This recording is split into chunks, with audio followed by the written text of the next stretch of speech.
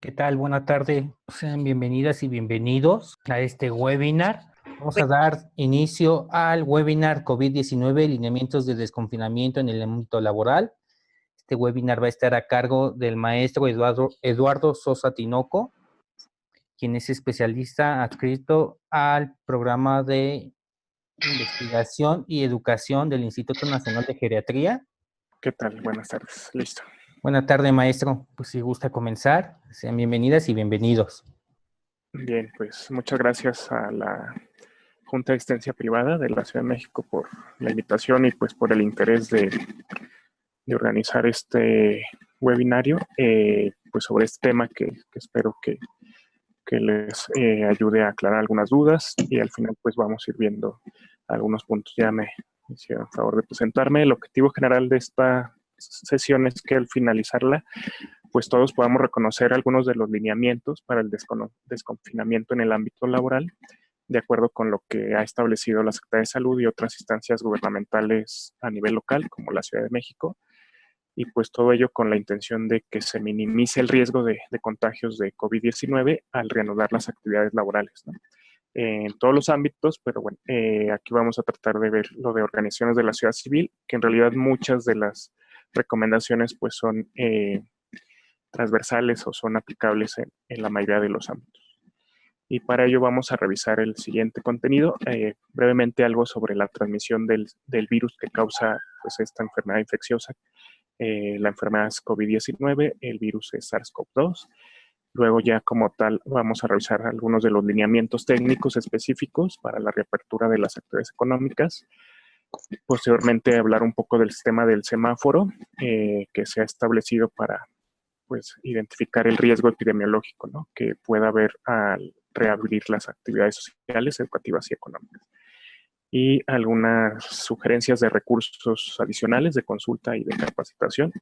Y pues terminamos con una sesión de preguntas y respuestas.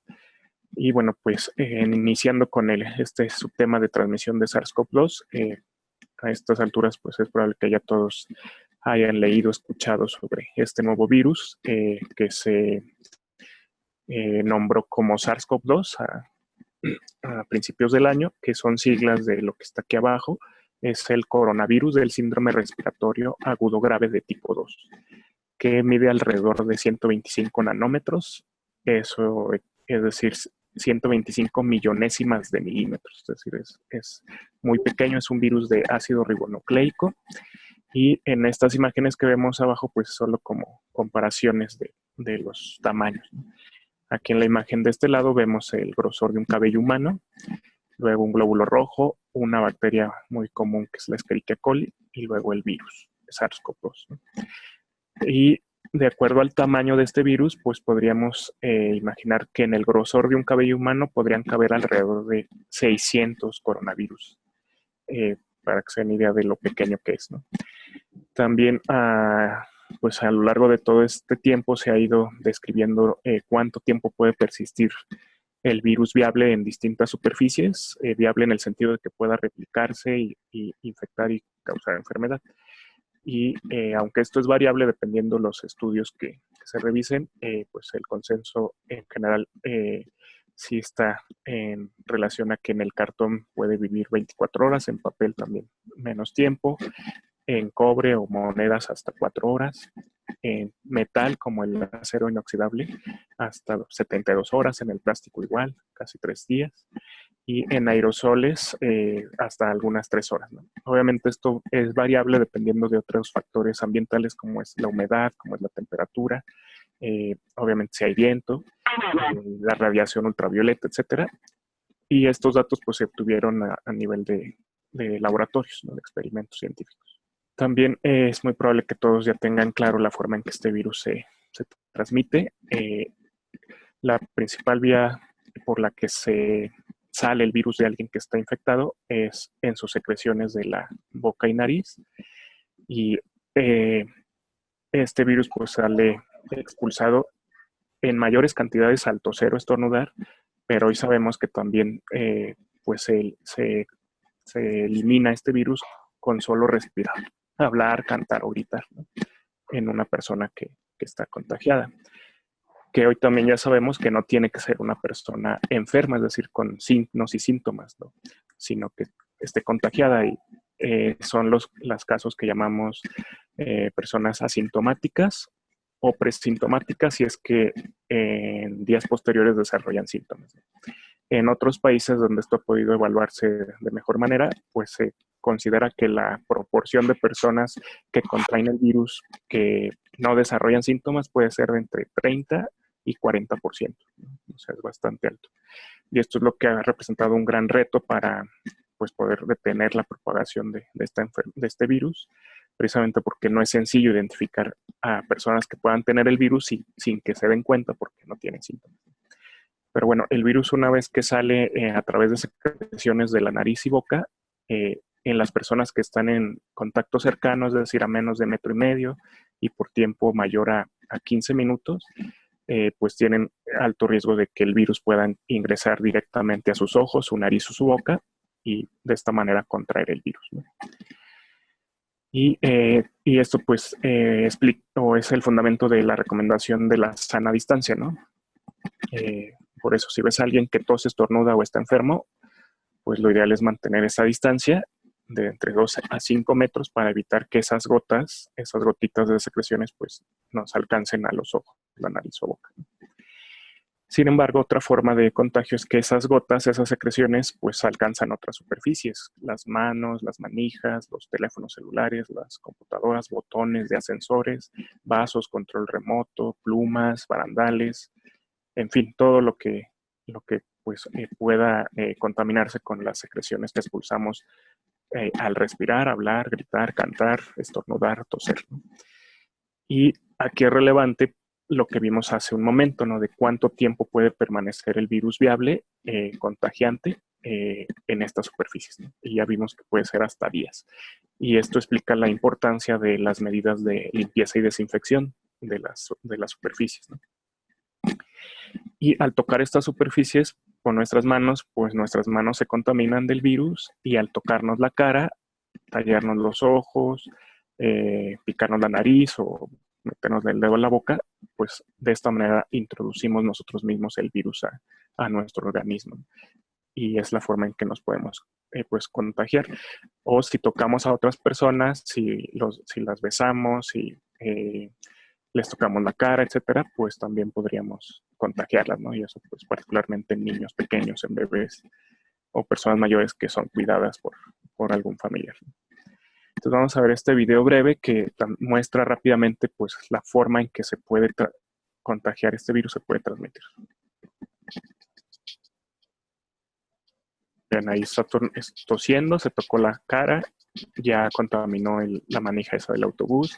Ahí cuando va a checar en su trabajo con la huella digital, tocándose la mano, la boca, y pues está contagiándose o contaminándose.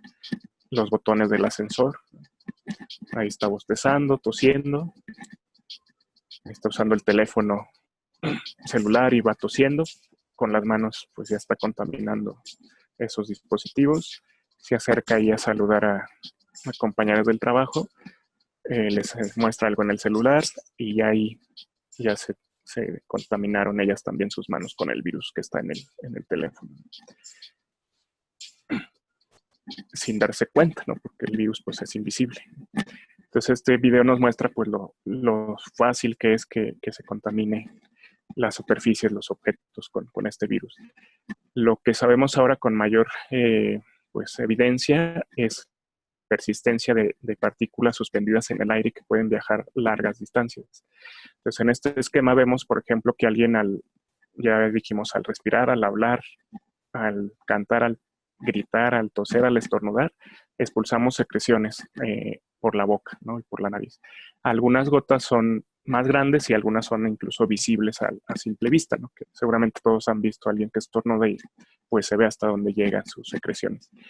Y otra proporción de lo que se expulsa son partículas muy pequeñas, son gotículas o núcleos de gotas que pueden flotar y mantenerse suspendidas durante más tiempo, hasta 3 horas, como mencionábamos, y viajar largas distancias y mantenerse ahí, sobre todo en espacios donde no hay ventilación. Y esto se ha demostrado en estudios experimentales como este con unos hurones, que primero era un hurón que no estaba, que estaba contagiado con el virus, se le introdujo en la misma jaula otro hurón y después un hurón que no estaban físicamente en contacto, sino separados por estas rejillas, más o menos 10 centímetros. Y al paso de los días, todos se contagiaron, incluso este hurón que nunca tuvo contacto físico directo. Y aquí se demostró cómo la transmisión por el aire pues es posible, cuando la circulación del aire lo favorece, ¿no? Como vemos en el esquema. Y hay pues también ejemplos ya de estudios epidemiológicos más rigurosos de ciertos brotes que estaban organizados las personas sentadas en este tipo de mesas, pues haciendo sus actividades. Y en este brote pues se contagiaron 9 de las 12 personas que estaban en esta oficina. Y esta oficina estaba dentro de todo este piso 11, que también con el paso del tiempo se contagiaron otras personas, pero mucho menos, ¿no? Las que estaban más lejos, a pesar de que compartían los elevadores y compartían espacios comunes como el comedor, etcétera. Aquí incluso también hubo casos en otras plantas, en otros pisos, precisamente por pues, las áreas comunes. Y lo que se vio en este caso es que el problema principal era que no había ventilación. Entonces, unas recomendaciones para poder evitar, o que pudo haber evitado este brote, era que las personas estuvieran a más distancia, ubicadas así en zigzag, como vemos en el esquema, con ventanas abiertas que permitan la mayor ventilación de los espacios y pues evitar que se agrupe la gente, ¿no? En espacios pequeños. Mantenerlos a distancia, quien pueda trabajar a distancia o con horarios flexibles escalonados, pues es otra manera de evitar esas conglomeraciones de personas. Y pues obviamente evitar el contacto físico, no usar los materiales ni aparatos de otros empleados sin limpiarlos antes, por lo que mencionamos hace un momento. Este es otro esquema de un brote que hubo en un restaurante. Y vean, aquí está el aire acondicionado, no tiene ventanas, se contagiaron más personas. Esta era la mesa A que habíamos visto, se contagiaron de la mesa B 3 personas, 2 de la mesa C. Y vean la diferencia en tiempo que estuvieron en contacto. Aquí 18 minutos, acá 75 minutos, aquí 53 minutos. Y entonces la mesa de que fue este grupo de personas estuvo muy poco tiempo en el restaurante, 18 minutos, nadie se contagió. Entonces este estudio también nos muestra la importancia de la duración de la exposición. El tiempo. Y aquí vemos luego cómo influyó el aire acondicionado, que estaba configurado para estar así de manera unidireccional y recirculando el aire. Entonces esto hacía que el aire contaminado con las secreciones del enfermo cero, pues se potenciaba con la recirculación del aire que favorecía el equipo de aire acondicionado, ¿no? Y veamos nuevamente que no hay ventilación. Generalmente cuando tenemos los equipos de aire acondicionado encendidos, pues se recomienda cerrar puertas y ventanas para que sea más eficiente, ¿no? El proceso de enfriamiento. ¿Qué recomendaciones se pudieron haber aplicado para evitar este brote? Pues tener ventanas abiertas, evitar la recirculación del aire, separar mucho más las mesas, algunos usar mesas en exteriores, como pues ya se ha estado haciendo, y usar filtros de aire en los equipos de aire acondicionado.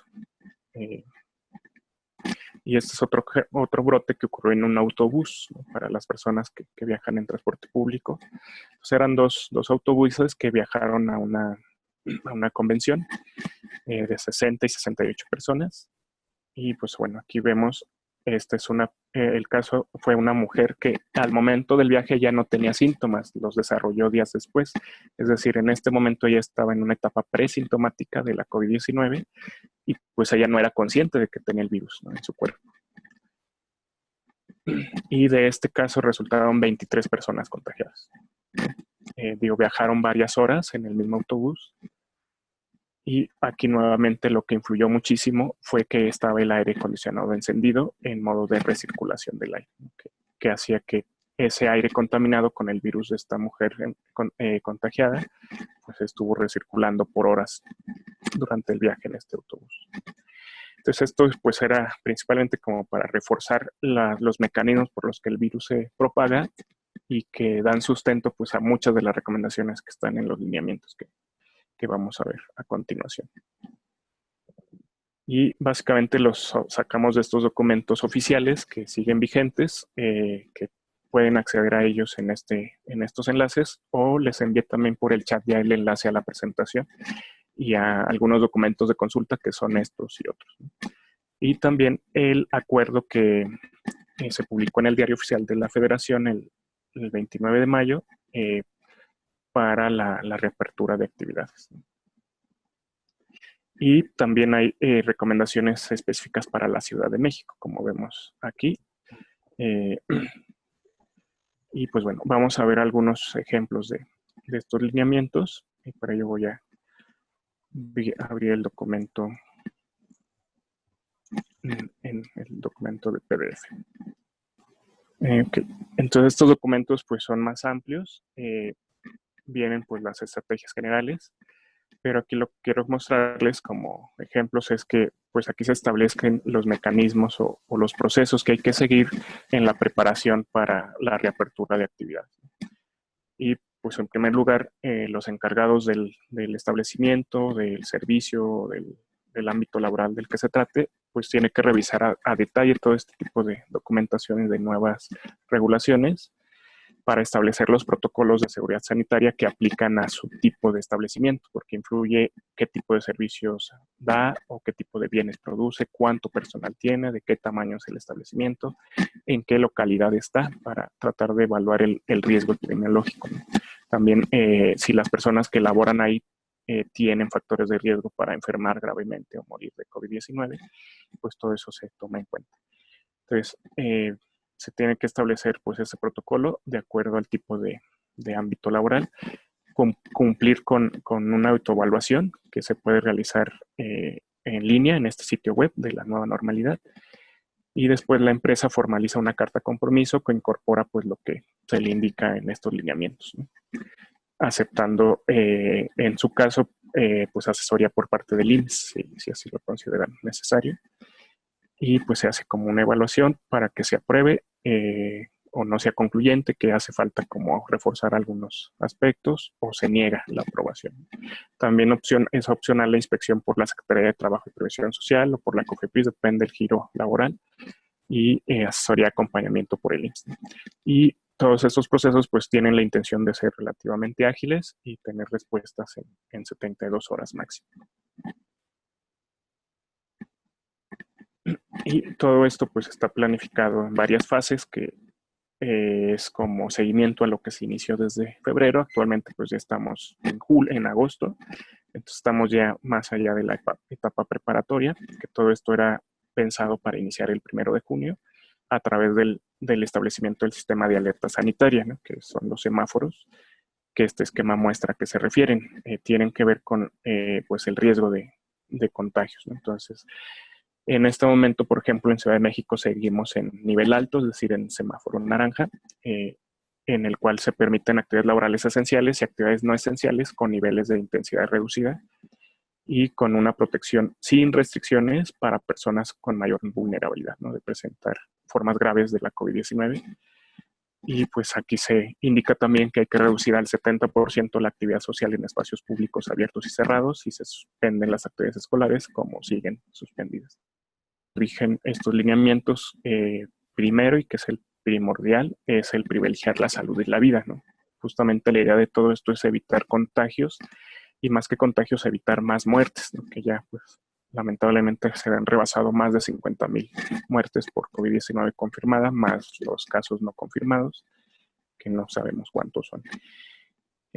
Solidaridad con todos los integrantes de la sociedad, no discriminación, y pues después la economía, ¿no? Y la eficiencia productiva, y finalmente pues se trata de una responsabilidad compartida, ¿no? Entre el sector público, social, privado, entre todos los ciudadanos.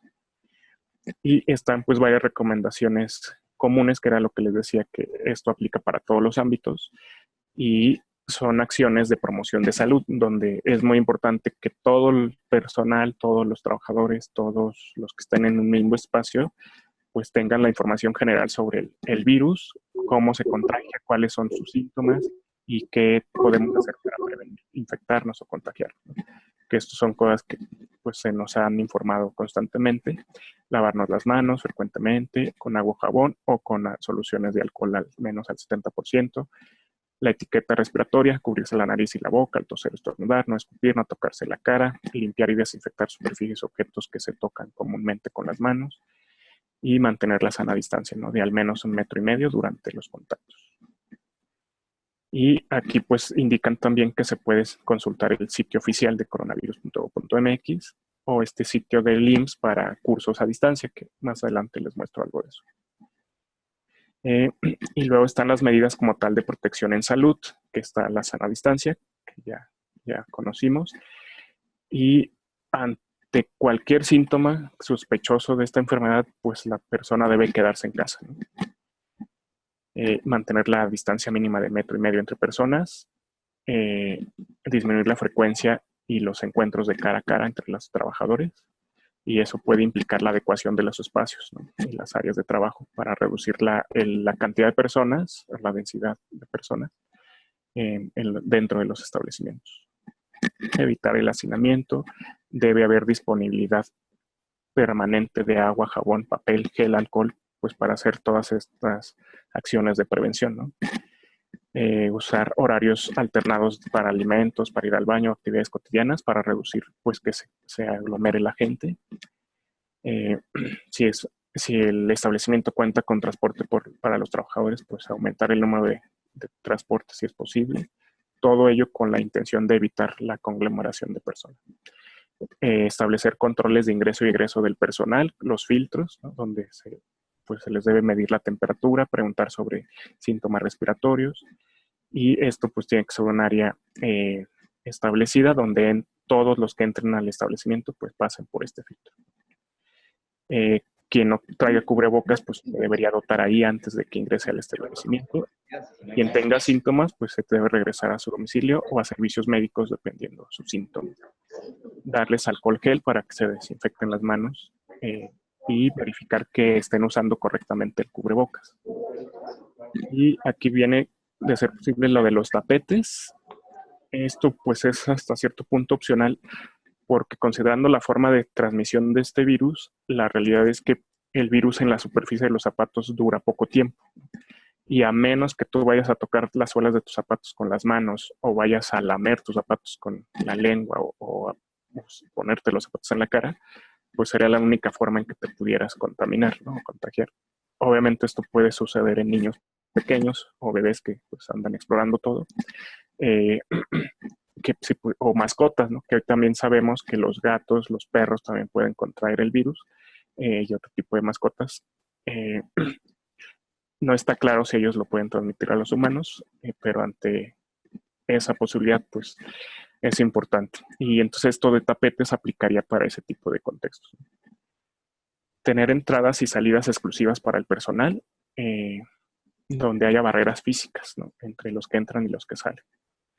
Luego, otras medidas de prevención de contagios, pues es de que haya dispensadores del alcohol gel en todos los puntos donde estén las personas, proveer pues el equipo de protección personal, son cubrebocas, gafas protectoras o caretas, dependiendo de las actividades que hagan o la cercanía que van a tener con otras personas.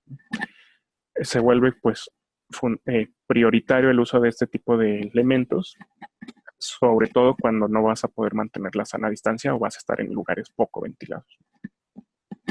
Pero sabiendo el uso correcto de todo esto, ¿no? De cómo limpiar y desinfectar las gafas, las caretas, cómo usar el cubrebocas, cubrir la nariz y boca todo el tiempo, en fin. Que los sanitarios tengan lavamanos, que haya jabón y toallas de papel y agua pues todo el tiempo para que la gente pueda cumplir con estas medidas. Y pues bueno, lo de la ventilación natural es muy importante poderlo fomentar si los establecimientos lo permitan, por lo que acabamos de ver, ¿no? Acondicionado, asegurarse que cuenten con filtros que puedan tener virus o partículas menores de 5 micras, ¿no? También establecer políticas de control para todos los visitantes, ¿no? Puedan ser proveedores, contratistas, familiares, en fin, que todos tendrían que cumplir con eso. Los equipos de protección personal, los cubrebocas, que pueden ser reutilizables si se fabrican pues con esa intención, o de tela tricapa, que eso es importante. Las gafas protectoras también son muy útiles, pero es muy importante seguir las recomendaciones de limpieza y desinfección. Y entonces de esta manera, pues es como plantea que se establezcan los protocolos de seguridad sanitaria en los establecimientos laborales. Tiene que haber un proceso de planeación y ahí pues suelen ser las áreas directivas quienes se encargarían de esta parte, definir las medidas de promoción de salud que van a implementar, cómo van a adecuarlas a sus contextos, seleccionar las medidas de protección de salud para el personal, la información y capacitación que tienen que estar brindando constantemente, asesoramiento y acompañamiento que pueden aquí solicitarse por el IMSS, cumplir con este documento de autoevaluación que se hace en línea, como les comentaba. Y pues bueno, esto es como pues lo que viene en esta parte. Y ahora les quiero mostrar cómo se usa esa plataforma. Voy a volver a dejar de compartir para regresar. Y entonces entran al sitio que se llama nuevanormalidad.gov.mx y aquí están todos los documentos, que todo esto también se va actualizando. A veces se hacen aclaraciones en el diario oficial de la Federación conforme pues van cambiando las cosas. De hecho, es posible que toda la estrategia del semáforo epidemiológico vaya a modificarse. Eso a raíz de una reunión que hubo en estos días en el Consejo de Gobernadores,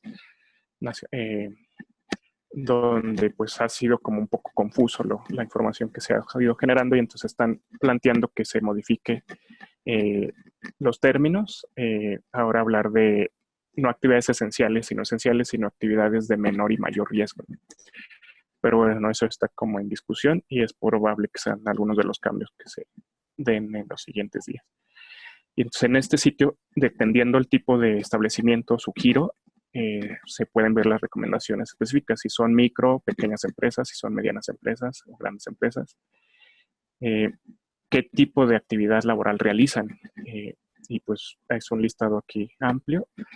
No sé si las organizaciones de la sociedad civil, la mayoría podrían más o menos quedar en prestadores de servicios o programas sociales, o depende de los servicios que den, o si dan servicios de salud o de limpieza o transporte, se van como pues detallando los tipos de lineamientos que hay que seguir. Y de hecho me regreso otra vez a los documentos en PDF para mostrarles un ejemplo para los lineamientos de empresas que tienen prestaciones, que dan prestaciones, prestan servicios. Y entonces, este es el documento.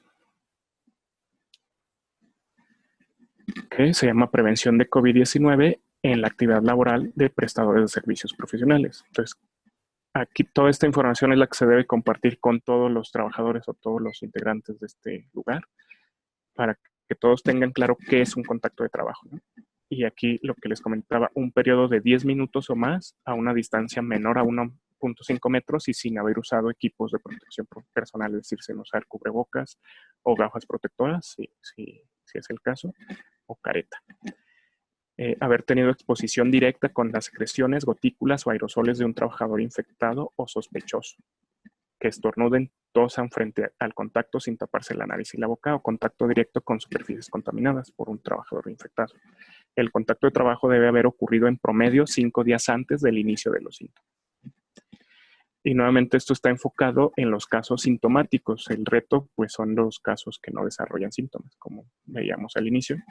Y luego están las recomendaciones generales, que como les decía, se comparten muchas de las que ya hemos visto: mantener la distancia, lavarse y desinfectarse las manos, no tocarse la cara, particularmente ojos, nariz y boca, cubrirse la nariz y boca con la flexura del codo al estornudar o toser, aún si utilizas cubrebocas, no compartir objetos, tomarse la temperatura diariamente, y si está arriba o igual a 37.5 grados centígrados, pues reportarlo a nuestro jefe inmediato, pues para que estén enterados, ¿no?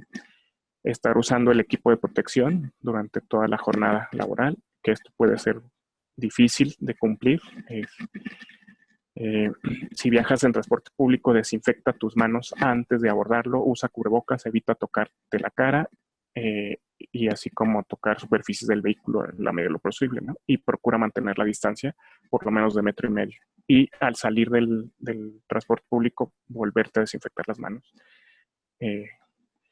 pues para poder eliminar pues, los virus que pudiste haber tocado. Riesgos específicos de la actividad en la atención a proveedores, visitantes o clientes que pueden no tener capacitación para prevenir el COVID-19, ¿no? O sea, al tipo de usuarios a los que ustedes dan servicios, si ellos no están pues cumpliendo con el uso del cubrebocas o lavado de manos, pues ese es un riesgo específico. O las jornadas muy prolongadas, ¿no? De trabajo, o que se comparta el uso de equipos o objetos de la oficina, o lugares en el trabajo que tengan alto tránsito de personas. Pues todos esos representan riesgos, ¿no? Okay. Y pues la idea de todas estas recomendaciones es que ningún trabajador se vuelva a contacto, ¿no? Es decir, que se haya expuesto al virus y pueda contraer la enfermedad. Entonces, esto es como un ejemplo de esto. Y vamos a ver ahora un poco de los lineamientos de la Ciudad de México, que también se comparten, pues, y este es otro documento que también les compartí, que es el plan gradual hacia la nueva normalidad. Y aquí, pues, la idea es pues, fomentar la convivencia entre los habitantes de la ciudad. Y aquí lo que quiero mostrarles sobre todo es lo de los semáforos. Pero, bueno, mientras podemos ver esto de los semáforos, ¿no? Que son los mismos niveles que vimos hace rato, de a máximo, a alto y a más bajo. Y aquí vemos cómo las actividades se van pues, restringiendo dependiendo el color del semáforo. Entonces, por ejemplo, personas vulnerables, pues en semáforo rojo deben permanecer en aislamiento. En semáforo naranja, como estamos actualmente en Ciudad de México, deben seguir permaneciendo en aislamiento. Si cambiamos a semáforo amarillo en algún momento, las personas con riesgo de enfermar gravemente o de morir por COVID-19 podrían hacer salidas que sean indispensables. Y ya cuando estemos en semáforo verde, pues deben continuar con los cuidados de higiene, la sana distancia, pues para minimizar su riesgo, ¿no? El semáforo también se publicó inicialmente en el Diario Oficial de la Federación el 14 de mayo y se hizo un ajuste el 15 y es posible que vayan a salir nuevas modificaciones, como les comenté. Se publicó en el Diario Oficial y que entró en vigor el 1 de junio. Entonces, si estamos en una región o localidad o colonia o municipio de demarcación territorial que está en rojo, pues prácticamente todas las actividades están suspendidas, ¿no? Escuelas, espacio público, actividades económicas no esenciales. En naranja siguen suspendidas las escuelas. Espacio público se puede ya permitir que reanuden pues actividad, pero con un aforo muy reducido en lugares abiertos. Y en lugares cerrados siguen suspendidas las actividades. Actividades económicas generales, aquí las que se consideren esenciales y no esenciales con una operación reducida, o sea, menor aforo de personas. En el amarillo pues ya se va abriendo un poco más, el aforo ya se incrementa. En el verde pues ya no hay restricciones, ¿no? Y entonces todo se basa en estos semáforos. Y los semáforos epidemiológicos que están usándose en la Ciudad de México son como los que son un poco más claros de cómo se están estableciendo y están considerándose varios factores, ¿no? Uno de los principales es la ocupación de los hospitales por personas enfermas de COVID-19, pero no es el único parámetro, ¿no? Se está tomando en cuenta también la tasa de positividad de las pruebas y otros aspectos.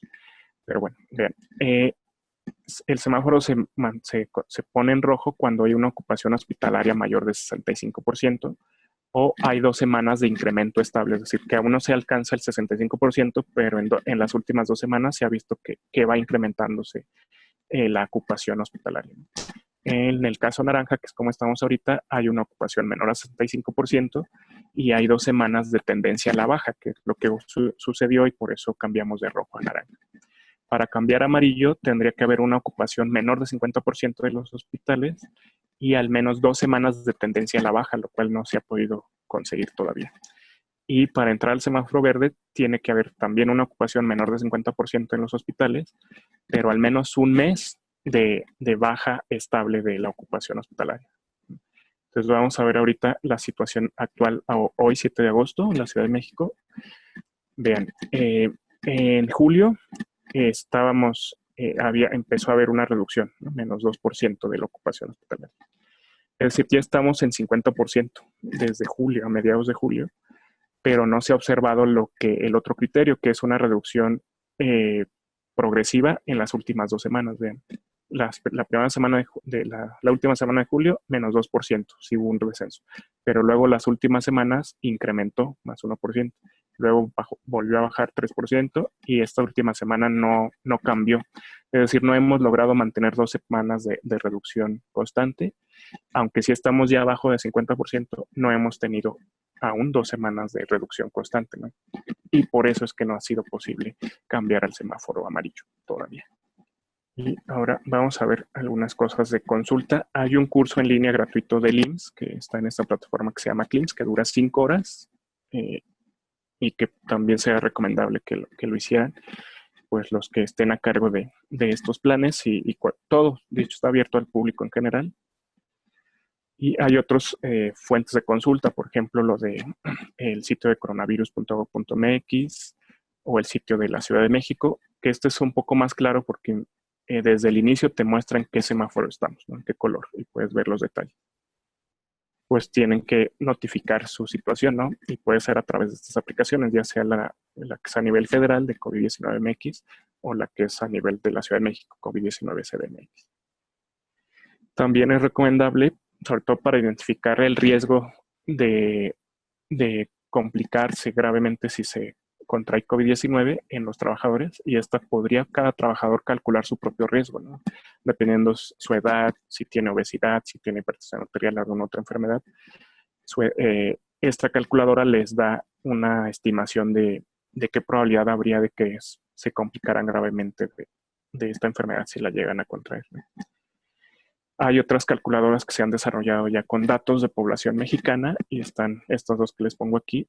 Por ejemplo, te estima qué riesgo tendrías de morir si desarrollas COVID-19, dependiendo si tienes enfermedades crónicas y otros aspectos, ¿no? O esta, que es una variación, te estima qué probabilidad tienes de que enfermes gravemente, no necesariamente morir, si contraes COVID-19. Entonces, cada uno pudiera pues, meter sus datos, conociendo sus condiciones de salud y tener más conciencia de a qué se está arriesgando si no sigue la recomendación. Entonces, algunas recomendaciones, considerando lo que hemos visto hasta ahora, y vamos a ver este video para este sano retorno a las labores de trabajo, ¿no? Aquí vemos otros ejemplos de que debe haber pues vemos, ¿no?, el ejemplo de lo que no debe hacerse y lo que sí. Y lo de los checadores. Si se van a usar checadores, pues tener ahí directamente el alcohol gel para desinfectarse antes y después de usar el checador. Tener los cubrebocas, todos. Mantener la distancia en el comedor y no estar compartiendo cucharas, ni servilletas, ni compartiendo comida, ¿no? No en estos momentos de pandemia. Sobre todo por los casos asintomáticos, que les digo que es uno de los principales retos, ¿no? No estar compartiendo pues, los teléfonos celulares. Si quieres mostrar algo, hazlo así a distancia. Y aquí vemos pues ejemplos, ¿no?, de qué cosas hay que usar. Y en este breve video vamos a ver cómo saber si el cubrebocas que tenemos es útil o es suficiente, ¿no?, para protegernos. Sobre todo ahora que pues, se han hecho muchos cubrebocas como caseros o con tela. Vean, esto es la prueba de la ventana. O sea, si tú te extiendes o estiras un poco tu cubrebocas en la ventana y pasa esto, definitivamente no está filtrando nada o menos virus. Este es un cubrebocas grado médico o quirúrgico, que si como está hecho de 3 capas, pues no hay estos poros tan grandes. Y estos cubrebocas pues están diseñados para eso. Aquí vemos otro ejemplo, ¿no? Que pues tampoco da protección suficiente de filtración. Y ahora creo que voy a usar una toalla. Ah, no, es una manga de una sudadera. Que vean, pareciera que puede ser muy, muy gruesa o muy útil, pero vean al estirarlo. Otra vez tiene poros muy grandes que no filtran la secreción. Entonces, si se van a elaborar cubrebocas caseros, sí es muy importante tener este aspecto de 3 capas, ¿no? Ahí está probando una toalla que no tiene poros, pero es demasiado gruesa y no permite respirar fácilmente sobre ella. De hecho, no se recomienda, ¿no? Por lo mismo. De hecho, los cubrebocas deben cumplir 4 características. La primera es que su capacidad de filtración, ¿no? De partículas. La siguiente es la transpirabilidad, es decir, que pueda respirar con el colocado. Por ejemplo, aquí están viendo el papel, que también no tiene poros, pero pues no se puede respirar fácilmente por él. Otra característica que deben cumplir los cubrebocas es que sean resistentes a los fluidos. El papel no es resistente a los fluidos. Y la otra característica es que haga sello, y de un sello pues casi hermético, pues para evitar que el aire pueda meterse por los bordes, ¿no? Y entonces aquí vemos un ejemplo de una sugerencia de cómo reforzar el sello de estos cubrebocas que no tienen sello garantizado, como son los N95, y es reforzar el sello con esto, ¿no? Con el uso de unas ligas, de 3 ligas, que se unen así como estamos viendo, y eso nos ayuda a fijar de mejor manera el cubrebocas en la cara. Bien, se pone el cubrebocas como normalmente debe ser, que cubra muy bien nariz y boca, usar esa flexura para amoldarse a la nariz, y ahí ven cómo va a colocar las ligas para reforzar el sellado del cubrebocas sobre la cara.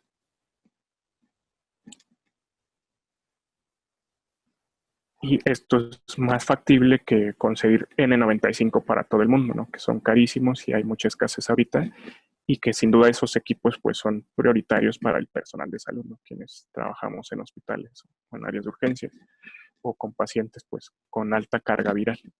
Pero para población general, con este reforzamiento del sellado a través de esto de las ligas es más que suficiente. Y entonces ya cumples con las 4 características: filtración, transpirabilidad, resistencia a fluidos y sellado.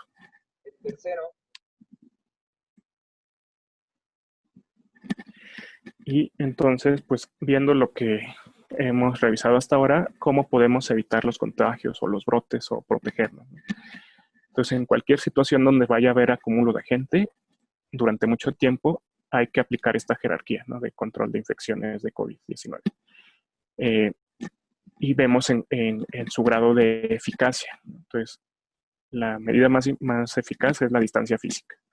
Y para ello, pues el teletrabajo es donde ha podido ser muy útil, pero sabemos que hay contextos donde esto no ha sido posible. Entonces, la otra es reducir el número de trabajadores en las empresas para que puedan estar todas con la distancia física recomendada. Siguiente es control de ingeniería, es decir, crear barreras físicas entre las personas, ¿no? Esto de las separaciones con acrílico, con plástico, pues permiten generar estas barreras físicas. Después están controles administrativos, redistribuir las responsabilidades para reducir el contacto entre los individuos. O esto de los horarios escalonados, ya sea para entrar y salir del trabajo, para ir al comedor, etcétera. Todo eso con la intención de reducir pues que la gente se pueda acumular o conjuntar. Y después está la protección, y aquí está el uso obligatorio de mascarillas, ¿no? Más obviamente lavado de manos y la limpieza y desinfección de superficies. De esto, pues es que al final la única manera de evitar más contagios y más muertes asociadas es que todos hagamos lo que nos toca, pongamos de nuestra parte, ¿no? Es decir, evitar más contagios y más muertes por COVID-19 es una responsabilidad compartida de todos y todas. Ahora sí, pues terminamos esta parte y pues seguimos con una sesión de preguntas y respuestas. No sé si Ok, maestro, puede ayudar a le moderar voy eso. a ir leyendo las preguntas que han ido dejando en el chat. Ok, de acuerdo. La primera pregunta es en torno al proceso de registro ante el IMSS. ¿Lo tenemos que realizar todas las instituciones? Pues sí es lo recomendado. Sí, de hecho, eso ya no lo vimos, pero justo en el sitio web, les comparto otra vez pantalla. con eso. Digo, aquí tiene que ser pues el responsable del establecimiento, ¿no? Entonces, aquí es cuando ya tienes tu registro, pero si no tienes registro, entonces entras por esta parte de acá abajo y vamos a hacer un ejemplo, ¿no? Te registras, te pide pues una razón social del lugar, el nombre completo de la persona, datos de correo electrónico, y con eso te registras y ya te da acceso a las preguntas de autoevaluación, que básicamente es cumplir con lo que está establecido en los lineamientos. Y si cumples con todo lo que está solicitado, en realidad esto es una autoevaluación, es decir, la plataforma pues confía en que estemos poniendo la verdad, y si se cumple con todo, pues se te da pues el permiso, ¿no? Y si te faltan cosas, pues ahí también te lo van a notificar o te das cuenta en la misma plataforma. Ok. La siguiente pregunta es, ¿la carta compromiso se debe enviar aunque no regresemos a oficinas todavía? Pues en realidad tiene que ver más con que se van a cumplir estas medidas. Entonces, desde su proceso de preparación, es decir, si aún no van a reanudar actividades, es decir, inmediatamente, pero ya están preparándose y están cumpliendo con todo lo que está aquí solicitado, sí pueden ya enviar su carta de compromiso, diciendo eso, ¿no? Que se van a comprometer a seguir cumpliendo con todo esto, aunque en este momento no estén reanudando actividades. O sea, sí se puede hacer desde antes, no es necesario, pero se puede hacer desde antes. Ok. Pregunta, ¿la autoevaluación es obligatoria si somos empresa esencial? ¿Hasta qué fecha podemos enviarla? ¿Y el curso del IMSS es obligatorio para todo nuestro personal? Lo que viene en los lineamientos, como vimos, es que debe haber capacitación, ¿no? Y entonces una forma de cumplir con ese punto, pues es haciendo ese curso, porque ese curso te genera una constancia. Pues si es posible que todo el personal lo haga, pues sería lo ideal, ¿no? Pero sabemos que quizá haya personas que no tengan acceso a internet o a computadoras. Entonces, por lo menos el personal que se va a encargar de llevar todo el protocolo de seguridad sanitaria lo debe tomar como para poder documentar ante el IMSS o ante pues estas instancias de que sí tuvieron la capacitación. Y ya internamente cada institución o establecimiento tendrá que ver la manera de capacitar al resto del personal, ¿no? Ya sea a través de trípticos o mensajes o sea, tendrán que buscar sus estrategias educativas para asegurarse de que todos tengan pues, los conocimientos mínimos de lo que vimos, cómo se contagia, cuáles son las medidas que hay que llevar a cabo, para que todos estén enterados y todos cumplan las medidas. Porque por una persona que no cumpla, ese puede ser razón para que empiece un brote en un lugar, ¿no? Como vimos los ejemplos. Sí. ¿La autoevaluación es únicamente para las empresas esenciales? Que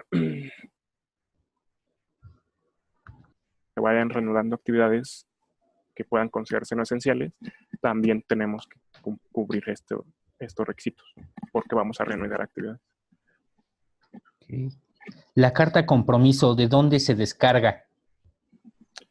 Esa en el sitio está como todo, es decir, lo que pasa es que se tiene que registrar a alguien, ¿no? para ir viendo el proceso paso a paso, y ahí mismo se puede generar.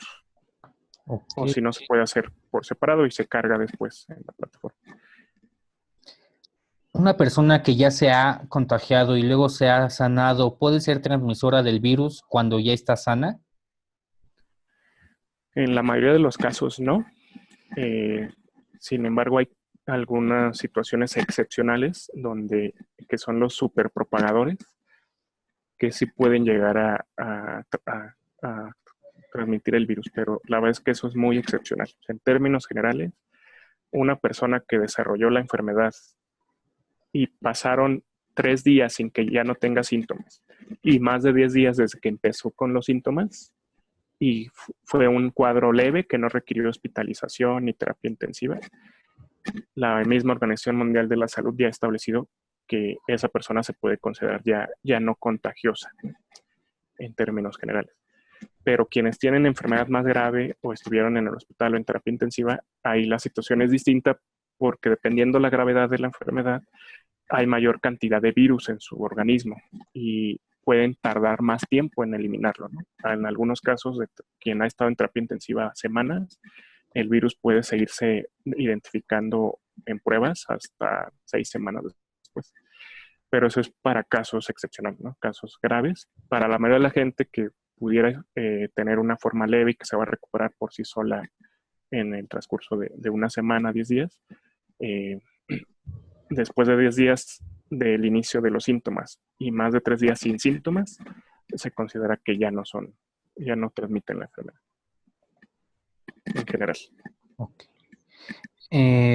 Menciona la duración del virus en algunos materiales. ¿Cuánto duraría en la madera? Madera era alrededor de 8 o 10 horas. Aquí insisto que no son tiempos exactos porque muchos de estos datos se obtuvieron en experimentos en laboratorio, ¿no? Y en el mundo real pues hay muchos otros factores que afectan estos parámetros, como puede ser la temperatura, la humedad, si hay exposición al sol, y también depende de si estás en un lugar donde quien contaminó esa superficie o ese material es alguien que expulsa muchísimas secreciones y muchísimos virus, ¿no? Entonces es como un promedio, ¿no? Pero no es exacto y por eso no podemos como decir, no, después de 8 horas, esa tabla que pudo estar expuesta al virus ya está exenta, ¿no? De ahí la importancia de seguir las medidas de limpieza y desinfección. Para actividades en un centro comunitario que se llevan por horas, ¿hay alguna restricción o se puede abrir con todas las medidas ya especificadas? Pues si se siguen todas las medidas de la distancia, la ventilación, el uso de cubrebocas, se puede abrir, ¿no? Aquí otro punto importante que quizá ya no mencioné por tiempo, es que también se están haciendo como lineamientos específicos para personas con mayor susceptibilidad de enfermar gravemente y de morir. Eso también está en las lecturas que les compartí, pero les muestro nada más un ejemplo porque también es un documento extenso. Me refiero con esto.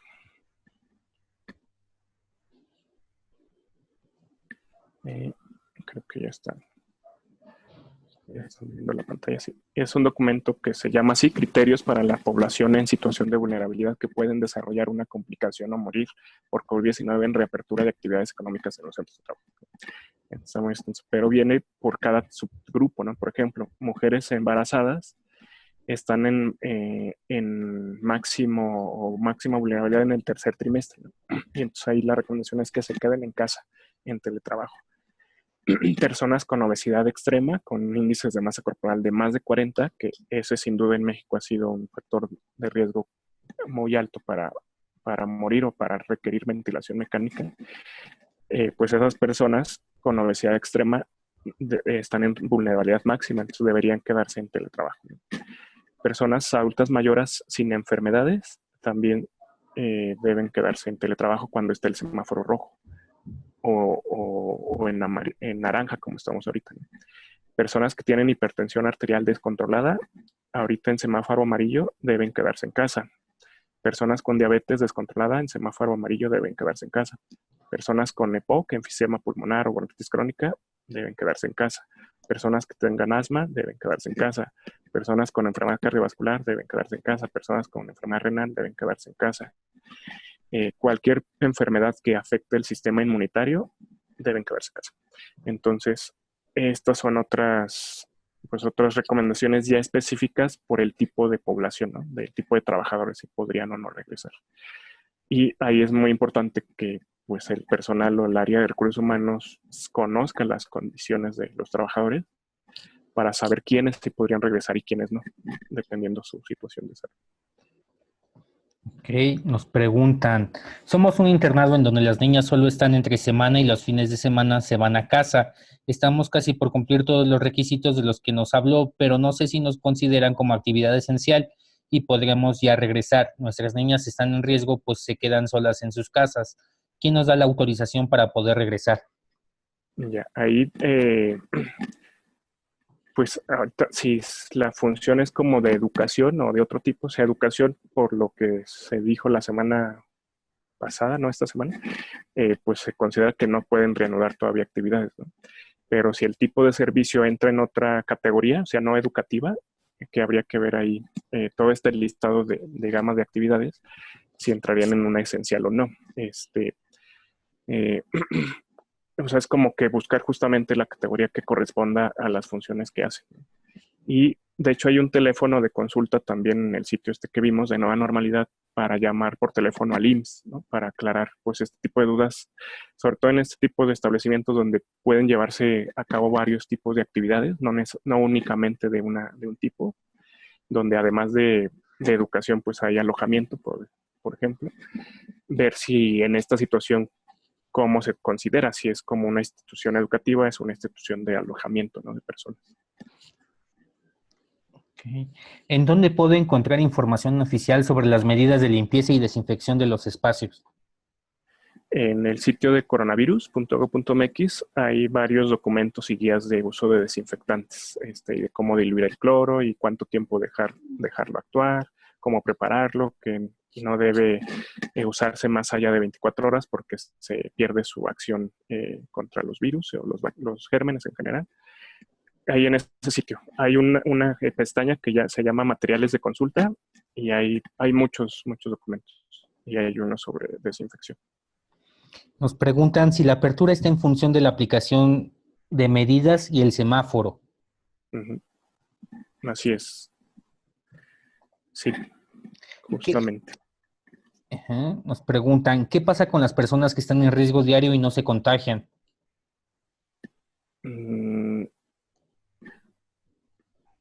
¿Como cuáles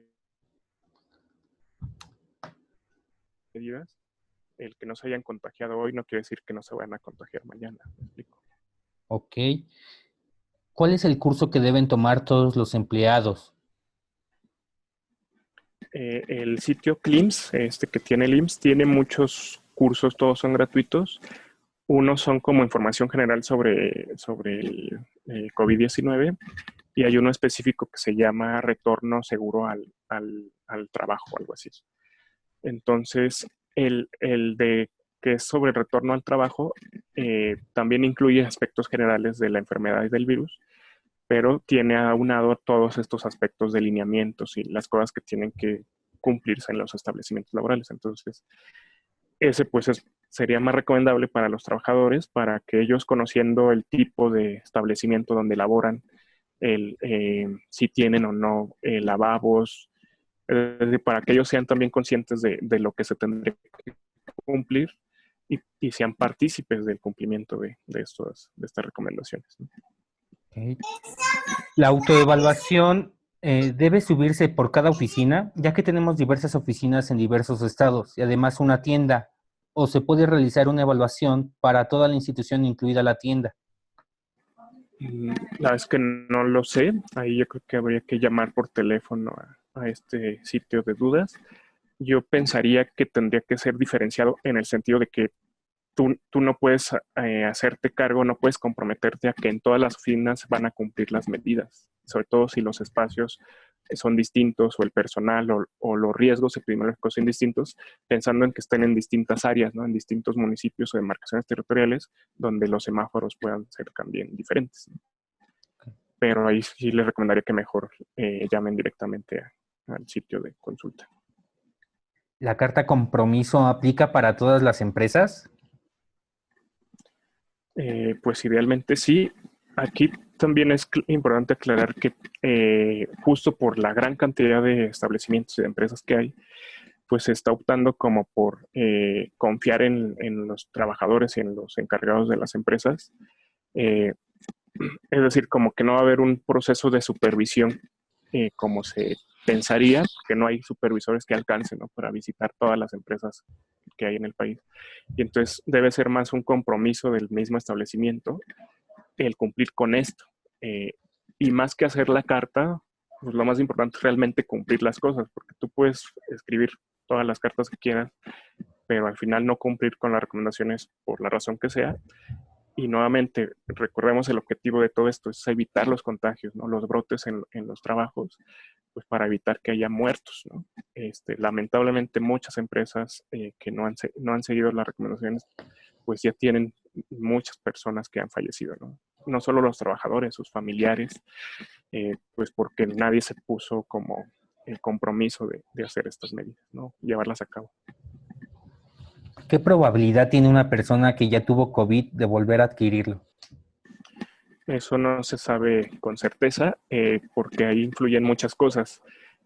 Alguien, por ejemplo, que tuvo un cuadro leve, lo que se piensa a raíz de los estudios preliminares que hay es que desarrollan menor cantidad de anticuerpos. Y en este momento no hay claridad de cuánto tiempo van a durar esos anticuerpos en el cuerpo, porque pues no hay una persona que haya sobrevivido más de un año con esta enfermedad, ¿no? Pues tiene apenas 6 meses. Entonces, hasta que pase el tiempo, 1 año, 2 años, y que se les puedan medir directamente los anticuerpos a estas personas, vamos a tener certeza absoluta de cuánto tiempo duran.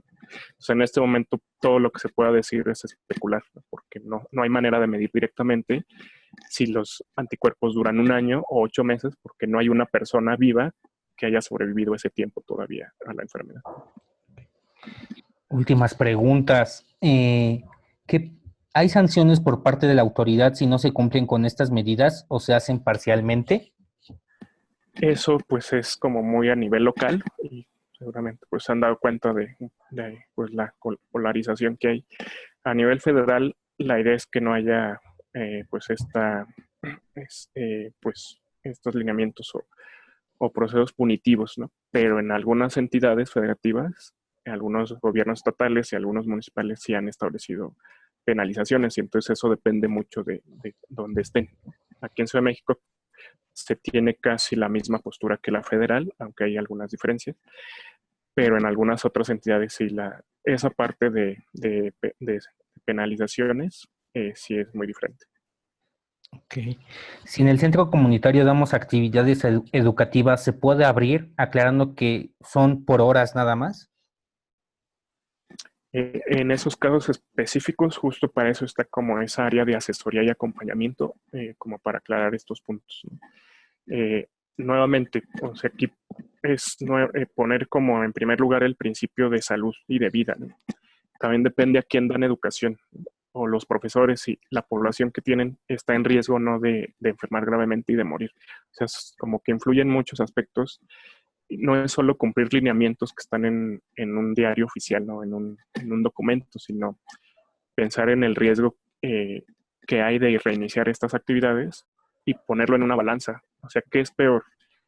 Reiniciar las actividades poniendo en riesgo no sé a cuántos estudiantes o profesores, o tratar de encontrar la manera de continuar eh, pues a distancia o de otra forma, ¿no? Si no es posible, pues buscar eh, otras alternativas, pero siempre es esto, ¿no? De riesgo-beneficio y es algo dinámico, ¿no? Porque es posible que regresemos al semáforo rojo, ¿no? Con los rebrotes y que pues es casi seguro que van a ocurrir en algún momento.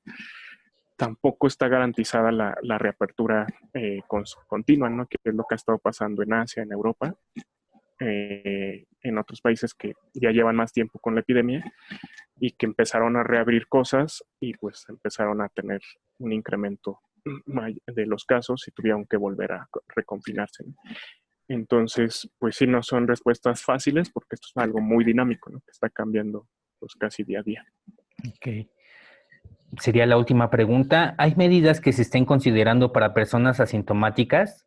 Pueden ser positivas y aunque haya filtros en la entrada, pues realmente no cumplirían la función para la que se crearon. ¿Qué medidas adicionales se podrían extremar para estos casos? Pues ahí justamente es la importancia de que todos cumplan con el uso de los cubrebocas, con el lavado de las manos, con los espacios ventilados. Lo de los espacios ventilados creo que es lo más nuevo, que eso no lo teníamos tan claro hace algunos meses, eh, porque pues la verdad es que no hay una manera sencilla de identificar estos casos. O sea, la única manera sería hacer pruebas generalizadas, pero eso pues es inviable económicamente, ¿no? O sea, pensar hacerle pruebas a 120 millones de mexicanos pues es imposible. Entonces, si todos cumplimos con todas las medidas, en realidad aún los asintomáticos se reduce muchísimo el riesgo porque los asintomáticos generan poca cantidad de virus, justamente porque no están tosiendo, no están estornudando. Entonces, con que usen todo el tiempo el cubrebocas, estén lavando las manos, aun con que tengan el virus, pues se minimice el riesgo, ¿no? Y es usar el cubrebocas todo el tiempo, ¿no? Es decir, si te lo quitas un rato porque ya te cansó, te dio calor o te picó la cara, pues esos 5 o 10 minutos ya son suficientes para que tú, que no tienes síntomas, ahí puedas contagiar a un compañero, ¿no? Una compañera. O sea, que nuevamente está lo de la solidaridad y del compromiso y la responsabilidad compartida que tenemos todos, que no solo se trata de evitar contagiarnos, sino de que uno evite contagiar a los demás si es que es asintomático y no lo sabe, ¿no?